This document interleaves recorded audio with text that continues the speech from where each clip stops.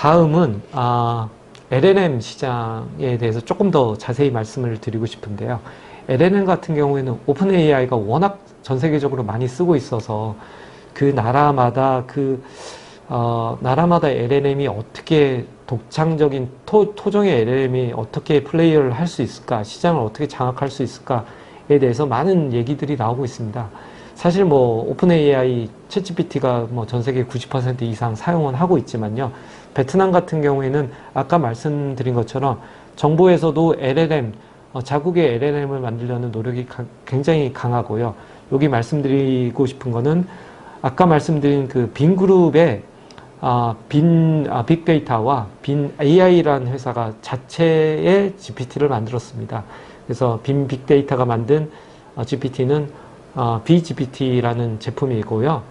작년 2023년 말에 출시가 됐습니다. 여기서는 이제 이들이 왜 만들까? 왜 오픈 AI를 쓰면 되고 그 다음에 뭐 구글도 있고 페이스북도 있고 챗GPT도 있는데 많이 쓰는 이유는 베트남 내에 데이터를 분석하고 생성하기 위한 겁니다. 사실 오픈 AI나 챗GPT가 갖고 있는 대다수의 이제 데이터, 학습한 데이터는 영어 데이터이고요. 그 다음에 영어 데이터에 이제 영어로 이제 커뮤니케이션하고 언어 자체도 이제 영어다 보니까 로컬라이즈 된 거는 상당히 좀 베트남 같이 베트남의 언어를 쓰는 그런 데는 좀 많이 로컬라이즈가 돼 있지는 않습니다. 그래서 BGPT 같은 경우에는 사실 이 LLM의 핵심은 파라메타를 얼마나 많이 갖고 있냐입니다. 그리고 그 파라메타를 갖고 얼마나 많은 데이터를 분석했냐는 건데 BGPT는 16억 정도의 파라메타, 사실은 챗GPT는 조 단위의 파라메타를 갖고 있는데 거기에 비해 많지는 않지만 베트남에 특화된 이제 파라메타를 가지고 분석을 했다는 그런 장점이 있습니다. 그래서 BGPT는 어떻게 보면 좀 클로즈된 클로즈 소스를 갖고 있고요. 네. 그리고 이제 그 API 연동을 할 때는 API 연동할 때마다 이제 비용이 이렇게 들고 현재로서는 무료로 지금 제공을 하고 있습니다. 이 GPT 같은 경우에는 그 아까 말씀드린 것처럼 언어 기반의 BB라는 그 버추얼 어시스턴트 기능을 해서 언어적인 면이 좀 많이 기반으로 해서 나왔고요. 사실 이 기능도 이제 빈페스트의 전기차에 들어가는 기술을 많이 학습을 하고 지금 이제 B2C로 나온 제품이라 할 수 있습니다. 빈 AI의 4GPT는요, 훨씬 더 많은 이제 75억 개의 파라미터를 갖고 있고요. 여기는 이제 B2C 시장을 많이 타겟을 하고 있습니다. 그리고 그 플랫폼 자체도 이제 오픈 소스로 지금 개발이 돼서 굉장히 많은 이제 B2C로 아까 말씀드린 슈퍼앱들에서 많이 좀 활용될 것 같습니다. 사실 이 빈 AI가 만든 4GPT는 베트남 언어뿐만 아니라 동남아의 이제 캄보디아라든가 아세안 국가의 자국의 언어를 쓰는 회사들한테도 이 제품을 수출하고 거기에 맞게 로컬라이즈 하는 방향으로 가고 있습니다.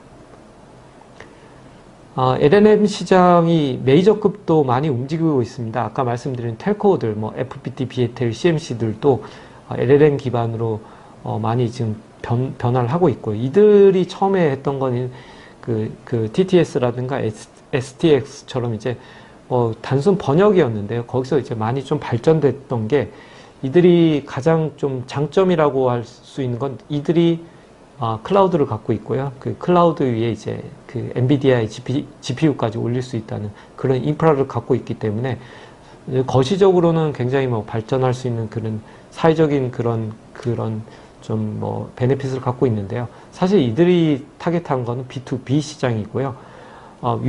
맨 위에 보신 잘로 AI 같은 경우 B2B랑 B2C를 동시에 타겟을 하고 있습니다. 그래서 아까 말씀드린 기가지니 같은 키키라는 서비스가 사실은 굉장히 히트를 치지는 못했지만요. 이건 이제 잘로가 만드는 이제 KLM이라는 라지 랭귀지의 이제 디딤돌이 됐다고 볼 수 있습니다. 그래서 또 잘로 같은 경우에 장점이 1억 5천 명의 이제 액티브 유저를 갖고 있고 그 유저들이 실시간으로 24시간 얘기를 하고 채팅을 하고 전화를 하고 이런 것들이 굉장히 좋은 학습을 할 수 있는 AI의 기본을 좀 많이 좀 갖췄다고 볼 수가 있습니다. 다음 장은 LLM 시장을 좀 분석을 했습니다. 그 챗GPT랑 그 다음에 이제 토종, 퍼GPT, BGPT, KeyLM 이렇게 비교를 했을 때요. 2023년 12월에 이 베트남 국산형 이제 GPT가 런칭이 똑같이 됐습니다. 똑같이 됐고, 상당히 이제 챗GPT랑 유사한 그런 인터페이스를 갖고 있고, B2C까지도 지원을 하고 있습니다. 근데 여기 보시면 이제 프라임 랭귀지라는 게 이제 그 토종 그 GPT는 베트남어입니다. 그래서 베트남어로 프롬프트에 썼을 때 베트남어로 가장 빨리 나오고요. 베트남에 맞는 그런 컨텐츠를 분석하고, 거기에 맞는 가장 정확한 답을 낼 수 있다는 그 장점을 갖고 있습니다. 파라미터가 아까 굉장히 중요하다고 했는데요. 파라미터는 상당히 적습니다. 챗GPT에 비하면 적지만 이들이 이제 보시면 이제 이미지를 분석하고 크리에이션하는 기능까지도 좀 가지고 있고요. 다양한 이제 그 생성형 AI로 갈 수 있는 그 굉장히 좋은 출발이라고 볼 수가 있습니다. 다음 장은 이제 베트남 AI 시장에 대해서 분석이라든가 이제 좀 전망을 해보면, 첫 번째로 이제 AI나 LLM은 플랫폼 기술입니다. 이게, 플랫폼 기술이라는 거는 이 기술을 기반으로 해서 여러 가지 기술을 만들 수가 있고요.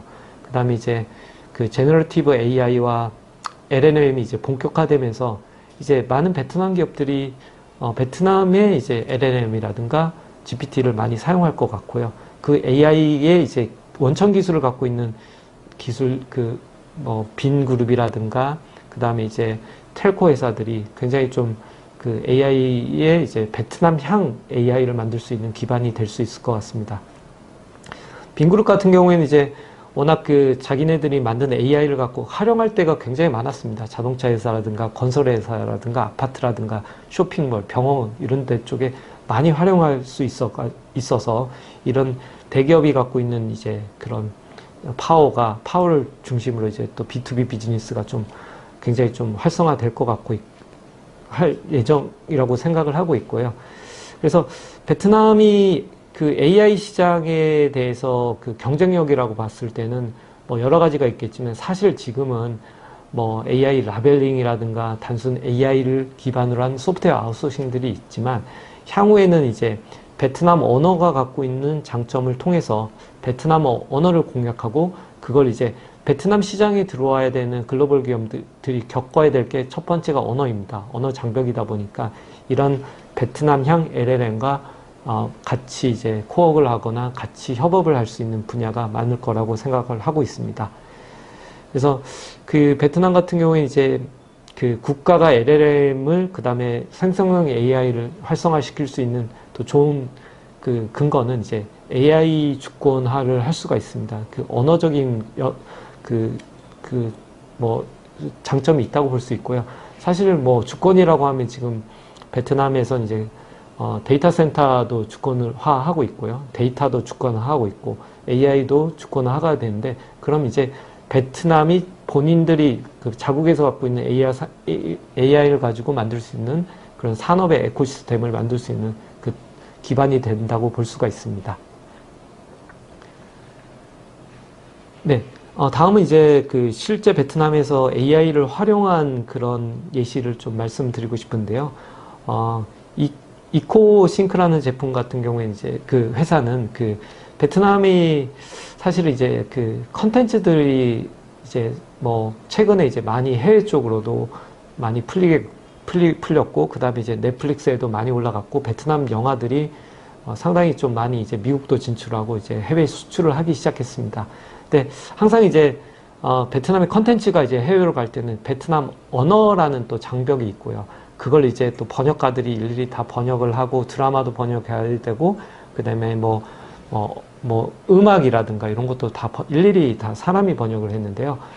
에코싱크 같은 경우 이제 실시간으로 LLM 기반 그다음에 생성형 AI를 통해 가지고 이렇게 번역이라든가 이런 것들을 방송 대변까지도 이렇게 할 수 있고 음성 더빙이라든가 합성 이런 거 그다음에 이미지 수정까지도 할 수 있는 그런 기능들 그래서 그 컨텐츠가 하나가 만들어져도요 그걸 이제 다국어로 이렇게 자동으로 번역할 수 있는 그런 기술들을 네, 준비를 하고 있습니다. 그 다음에 이제 그 AI 앵커, 뉴스 앵커들도 지금 이제 시장에서 이제 조금씩 나오고 있는데요. 라오동 TV 같은 경우에는 이제 TV 뉴스 앵커를 이제 AI로 그 생성형 AI로 해가지고 시험 그 테스트로 지금 하고 있습니다. 그래서 뉴스 같은 경우에는 이제 생방송이 계속 나오게 되는데요. 그때마다 앵커를 섭외해갖고 또 대본을 만들고 애우고 이런 것보다 AI 앵커를 여러 명을 만들어서 그때마다 이제 실시간으로 뉴스를 하고 그 언어도 이제 베트남어 언어뿐 아니라 영어라든가 다른 언어까지 동시에 할 수 있는 그런 기능들, 그리고 그 앵커에서 이제 뭐 제스처라든가 입 모양이라든가 이런 것도 그 언어에 맞게 좀 싱크할 수 있게 그렇게 좀 많이 발전이 되고 있습니다. 그리고 마지막으로는 그 메타 휴먼이라 해서 한국에서도 이렇게 TV 홈쇼핑에 예전에는 이제 쇼핑 호스트가 나와서 이렇게 하고 이랬는데요. 지금은 이제 AI 그 모델들이 나와가지고 이렇게 많이 좀 대처가 되고 있습니다. 그래서 사람을 특별히 쓸 필요도 없고, 그 다음에 이제 컨텐츠라든가 그 방송 홈쇼핑이라든가 이런 것도 더 많이 빠른 시간에 좀 만들 수가 있습니다. 베트남 같은 경우 이제 그 크리에이토리에서 메타 휴먼으로 이제 린이라는 그 AI 아이돌을 만들어 가지고요. 그 다음에 그 영화라든가 그 다음에 음악, 그 다음에 그 광고 이런 쪽에 뭐 좀 시장 이제 진출이 이제 좀 열리고 있습니다. 네, 그 마지막으로 이제 그 생성형 AI 같은 경우에는 시장 발전이 뭐 하루가 다르게 많이 발전하고 있는데요. 그 오픈 AI에서 이제 소라라고 해서 나온 거는 이제 프롬프트에다가 그 텍스트만 넣어도 이제 동영상을 쉽게 만들 수 있게 그런 서비스를 만들었죠. 그래서 왼쪽에 보시면 그 여러분들 많이 보셨을 것 같은 그런 영상, 그 여자분이 이제 나오는데요. 베트남에서는 아직까지 이 정도 기술은 만들고 있지는 못합니다. 그래도 다양하게 이제 AI를 분석해서, 그러니까 미인들을 많이 뭐 몇천 명, 몇만 명 분석해가지고 어떻게 보면 이제 메타 휴먼을 만들어서 그게 이제 하나 이제 동영상까지도 이제 컨텐츠를 만들고 영화를 만들고 음악을 만들 수 있는 그런 데까지 컨텐츠가 많이 발전할 거라고 예상을 하고 있습니다. 네.